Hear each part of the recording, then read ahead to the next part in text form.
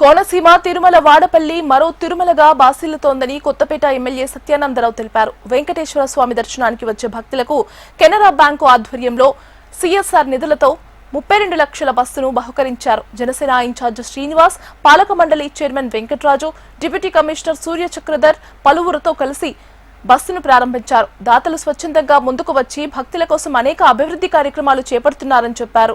హెచ్రో drugs వారు 70 లక్షల రూపాయల వ్యయంతో వాటర్ ట్యాంక్ నిర్మించారని తెలిపారు. భారతీయ విద్యాభవన్ నిర్వాహకులు 1.50 కోట్ల వ్యయంతో అన్నదాన భవనానికి కావలసిన వసతుల సమకూర్చారని తెలిపారు. తాత్కాలిక షెడ్లు, జీఐ ఫ్రేమ్లు, సిసి రోడ్, జీఐ షెడ్లను ఎమ్మెల్యే ప్రారంభించారు.